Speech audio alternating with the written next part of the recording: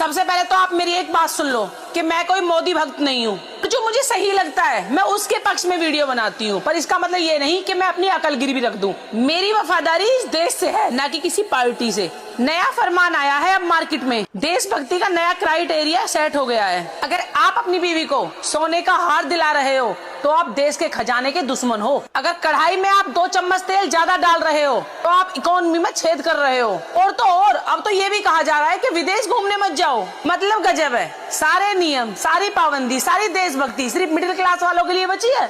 और अमीर आदमी प्राइवेट जेट में बैठकर पूरी दुनिया नाप दे, उसमें कोई पाबंदी नहीं। लेकिन एक मिडिल क्लास आदमी अपनी पूरी जिंदगी की जमा पूंजी जोड़कर अगर एक बार विदेश घूमने का सपना देख ले तो उसे कहा जाता है कि बेटा घर में बैठो, देश का पैसा बाहर जा रहा है। ये तो बड़ी अजीब बात है। मिडिल क्लास आदमी टैक्स भी दे और अपनी इच्छाओं का गला भी घोटे। मोदी जी, हम आपका सपोर्ट करते हैं और दिल से करते हैं, लेकिन ये क्या बात हुई? मतलब अब आम जनता अपनी दाल में तड़का देश की जीडीपी देख के लगाएगी? आप बोल रहे हो कि सोना मत खरीदो, तेल मत खाओ क्योंकि देश का खजाना कम हो रहा है। अरे मोदी जी, ये बताओ, जो पिछले 10 सालों से मेक इन इंडिया का ढिंडोरा पीट रहे थे, वो क्या सिर्फ म्यूजियम में रखने के लिए था?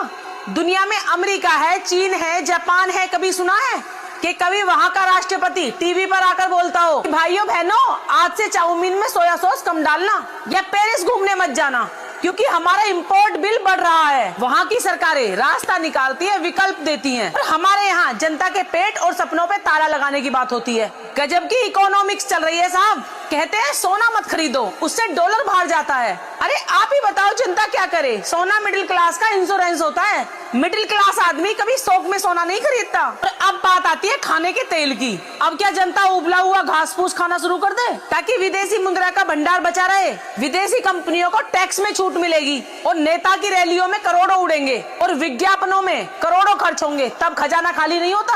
अब एक आम आदमी घर के लिए तेल खरीदता है या फिर कहीं घूमने की सोचता है। ये तो वही वाली बात है ना कि खुद तो राजा की तरह रहो और प्रजा से कहो कि बेटा कल से पानी पीकर सोना, क्योंकि राजा साहब को नया महल बनवाना है। मोदी जी, हम आपके साथ हैं।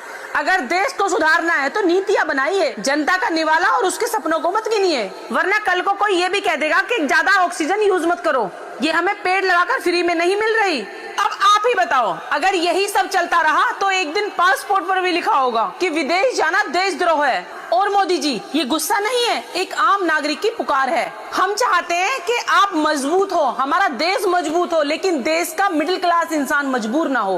और अंत में मैं अपने ऑडियंस से एक बात पूछना चाहती हूँ, अगर आपको एक नीति बदलने का मौका मिले तो आप सबसे पहले किस टैक्स या किस पाबंदी को खत्म करोगे?